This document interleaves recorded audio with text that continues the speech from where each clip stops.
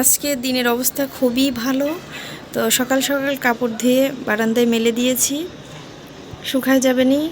আর আমার বারান্দার সিস্টেম হলো যেই 12টা হ্যাঁ 12টায় মেবি, তারপরেই কিন্তু রোদ চলে যাবে, মানে 12টা পর্যন্ত থাকে, তারপরে কিন্তু রোদটা চলে যায়। এই পাশে আর রোদ থাকে না, সমস্ত রোদ পালায় অন্যদিকে চলে যায়। আমার কাপড় চোপড় শুকানোটা অনেক অনেক কষ্ট। তো 3জন মানুষের কাপড় চোপড় কিন্তু একসাথে ধুইতে পারি না, ধুইলে বারান্দার অবস্থা খুবই কাহিল হয়ে যায়।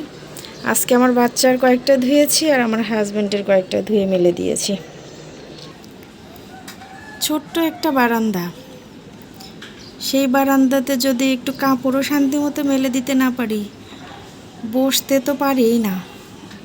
কাপড় মেলে দিলে আর বসা হয় না, মাথার সাথে কাপড় বাঁধবে, বারান্দায় একটু প্রয়োজনীয় গেলে চুলের সাথে মানে বোতাম লাগবে, এরকম অবস্থা। হ্যালো এভরিওয়ান, আসসালামু আলাইকুম। সবাই কেমন আছেন? আশা করছি অনেক অনেক ভালো আছেন। আলহামদুলিল্লাহ আমি অনেক ভালো আছি। এভরিডে ব্লগ বিডি চ্যানেলে সবাইকে স্বাগতম। যারা যারা আমার চ্যানেলটা সাবস্ক্রাইব করেছেন বন্ধুরা, তোমাদের সবাইকে মন থেকে অনেক অনেক ভালোবাসা এবং দোয়া। আর যারা এখন আমার চ্যানেলটা সাবস্ক্রাইব করো নাই, অবশ্যই সাবস্ক্রাইব করে দিবার, বেল আইকনটি কিন্তু প্রেস করবা। এত সুন্দর আজকের ওয়েদারটা, মাশাআল্লাহ অনেক ভালো লেগেছে।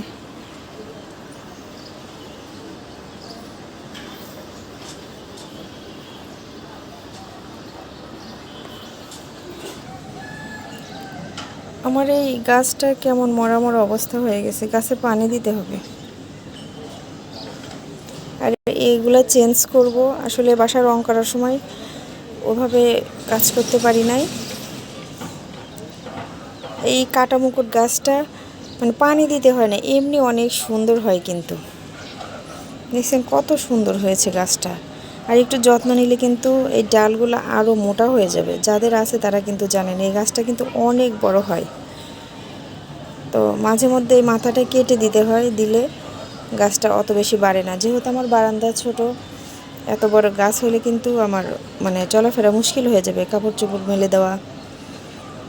আর এদিকে আছে হলো এই ক্যাকটাস।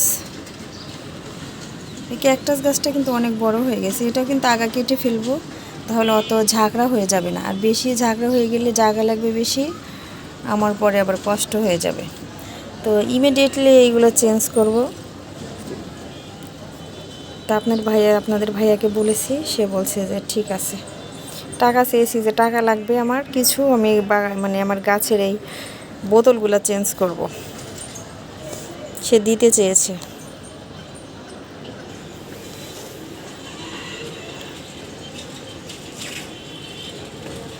রোদের অবস্থা কাহিল, কয়েকদিন বৃষ্টির কারণে রাস্তা দিয়ে কিন্তু হাঁটা গেল না। কি যে অবস্থা, রাস্তায় কাদা পানি, চলাফেরা অনেক কঠিন হয়ে গেছিল। এখন মানে রোদ বের হয়েছে, যাই হোক রাস্তাটা সুন্দর আছে। আমার কাছে রোদের দিনই ভালো লাগে, বৃষ্টির দিন অতটা আমার কাছে ভালো লাগে না। কারণ শুধু তো বাসায় বসে থাকতে হয় না, যদি বাসায় বসে থাকতাম শুধু, তাহলে একটা কথা ছিল। আর এই বৃষ্টির দিনে প্রতিবার দিনের ভিতরে 5বার করে ওঠা নামা, রাস্তা দিয়ে যাওয়া আসা, মানে অনেক খারাপ লাগে। কাদা রাস্তা হলে চলাফেরা অনেক কষ্ট। আর শহরের রাস্তা তো জানেনই, একটু জোরে বৃষ্টি হইলে পুরো রাস্তায় পানি, একদম মানে বন্যা হয়ে যায়, নৌকা চালানোর মতো হয়ে যায়। আর ড্রেনের পানি ওঠে, কিন্তু প্রচুর পরিমাণে ঘৃণা লাগে।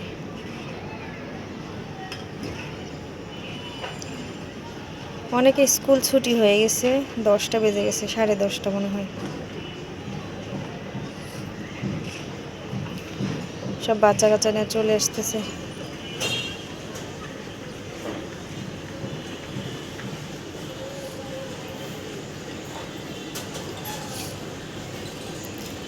আজকে কি রান্না বান্না করব, যেহেতু বেশি গরম, সেক্ষেত্রে আজকে করলা রান্না করব।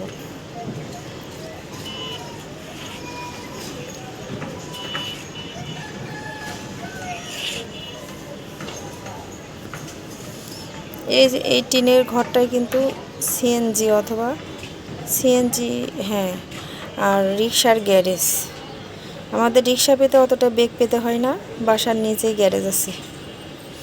কিন্তু আবার অনেক সময় দেখা যায় যে মানে প্রয়োজন তখন আর নাই, আবার অনেক সময় দেখা যায় যে অ্যাভেলেবেল।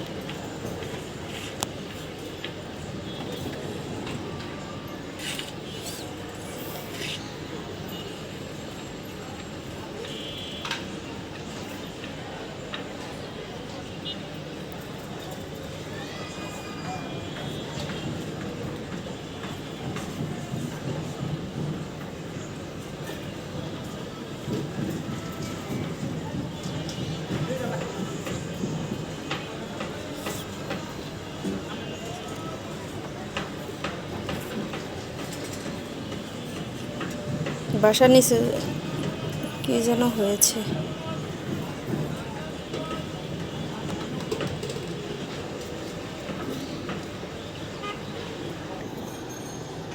কত সুন্দর রোদ বের হয়েছে, মাশাআল্লাহ। পরিবেশটা কিন্তু অনেক অনেক সুন্দর দেখা যাচ্ছে।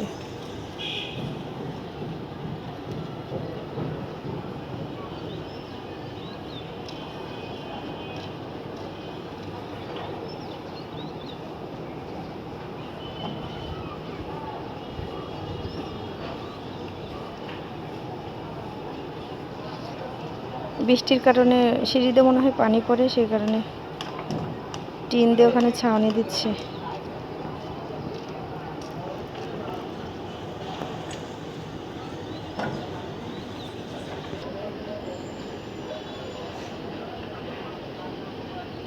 চমৎকার একটা ওয়েদার, মাশাআল্লাহ। মাছ নিয়ে এসছে, মাছের ভ্যান। চাইলেও কিন্তু এখন আমি মাছ কিনতে যেতে পারবো না। ওই যে হলুদ হলুদ ভ্যানটা দেখা যাচ্ছে, ওইটাই মাছের ভ্যান।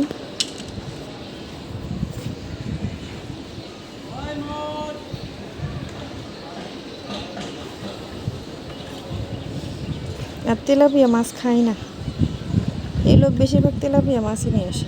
কই মাছ, তেলাপিয়া মাছ, মাগুর মাছ।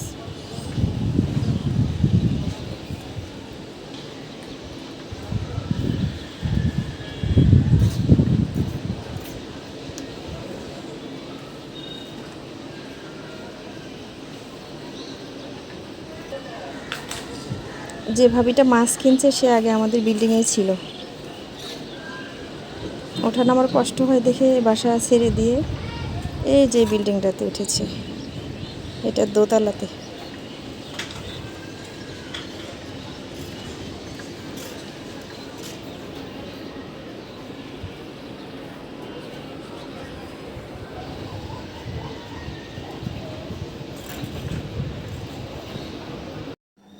আজকে রান্না করছি হলো করলা দিয়ে, বেগুন দিয়ে, আলু দিয়ে বড় মাছের ঝোল। তো একটু করলা বেশি করে নিয়েছি, সবগুলো করলা কেটে নিব।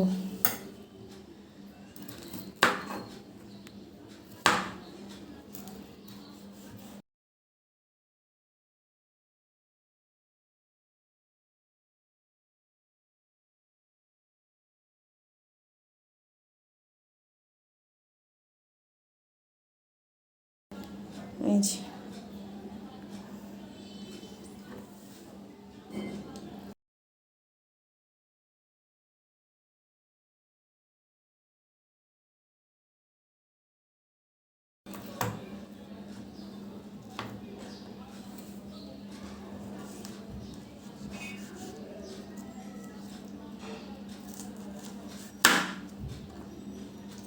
বীজে করলা ভরা, কাটা যাচ্ছে না, বীজগুলো ফালাই দিয়ে তারপরে কাটতে হবে।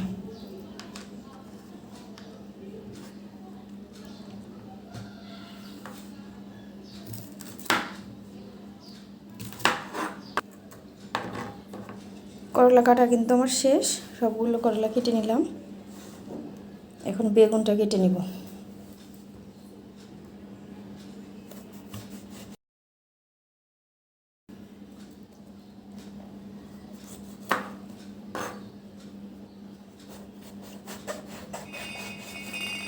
ওয়াও, বেগুনটা শুধু একবার দেখুন, মাশাআল্লাহ কত সুন্দর।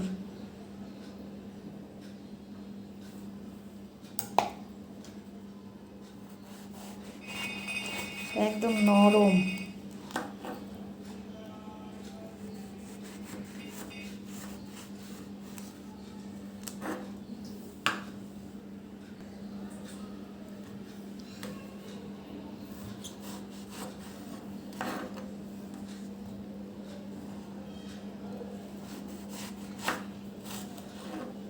একদম নরম বেগুন।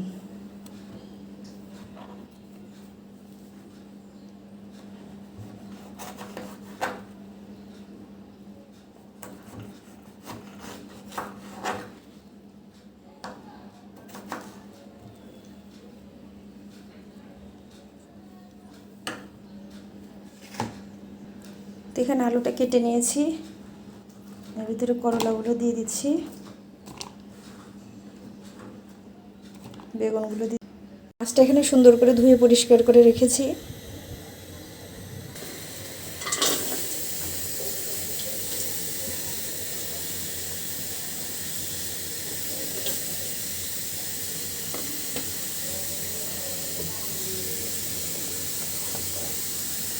দিয়ে দিচ্ছি তেল,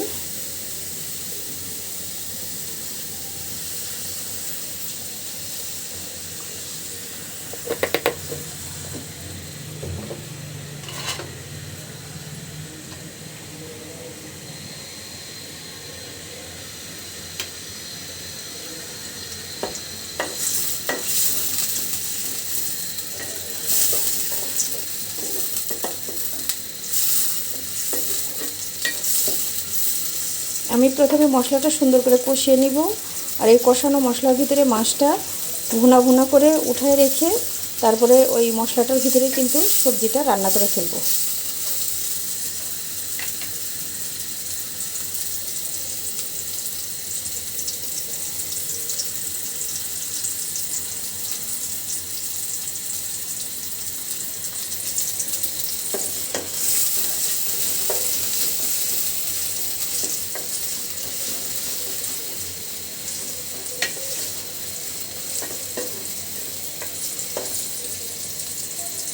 পেঁয়াজটা ভাজে কিন্তু হয়ে গেছে, তো দিয়ে দিচ্ছি এর ভিতরে মানে রসুন বাটাটা,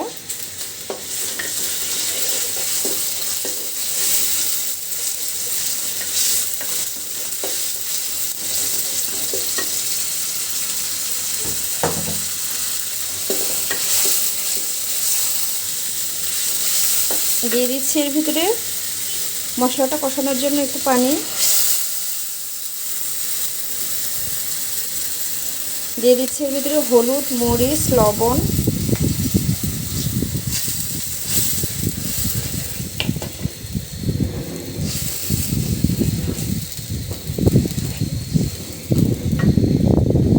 বাতাস কিন্তু শুরু হয়ে গেল।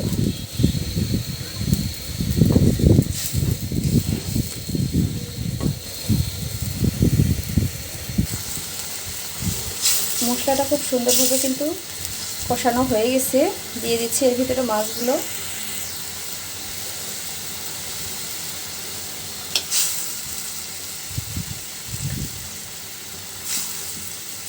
প্রথমে মাছটা খুব সুন্দর করে কষিয়ে নেব।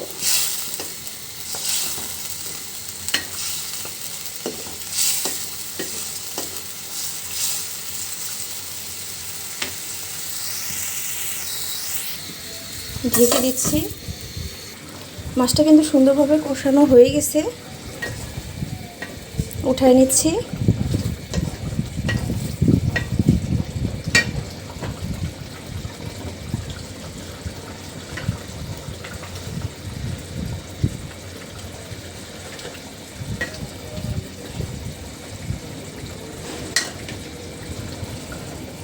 এরকম করে রান্না করলে মানে রান্নাটা যেমন মজা হয়, আর সময়টাও কিন্তু খুব তাড়াতাড়ি হয়ে যায়, আর সময়টা বেঁচে যায় কিন্তু। সব সময়ের জন্য ভাজি করে মাছ মানে ভাজি করে তরকারিটা রান্না করলে মাছের কিন্তু আসল যে একটা রস আছে, স্বাদ আছে, ওটা কিন্তু শুকিয়ে যায় তেলের সঙ্গে। আর এভাবে মাঝে মধ্যে কষিয়ে রান্না করে খেলে কিন্তু খুব ভালো লাগে খেতে। মাছটা যেমন রসালো থাকে, তরকারিটা কিংবা ঝোলটা যাই বলি না কেন খেতে কিন্তু বেশ ভালো লাগে। আমি এই সবজিটা কষানো মশলাটার ভিতরে দিয়ে দিলাম।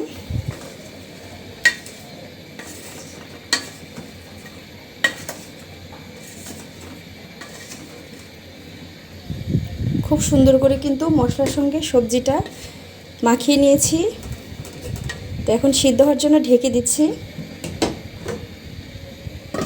এদিকে কিন্তু মাছটা আমার উঠানো হয়ে গেছে, তরকারিটা সুন্দর করে কিন্তু কষানো হয়ে গেছে। তো দিয়ে দিচ্ছি এর ভিতরে ঝোল।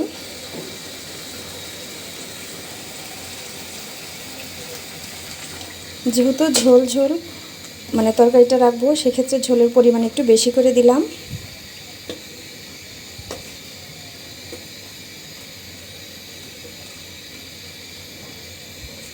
তো চাইলে এই গরমে কিন্তু আপনারা এইভাবে ঝোল তরকারি রান্না করে খেতে পারেন। ঢেকে দিচ্ছি। ঝোলটা কিন্তু সুন্দরভাবে ফুটে গেছে। তো দিয়ে দিচ্ছি ঝোলের উপরে মাছগুলো।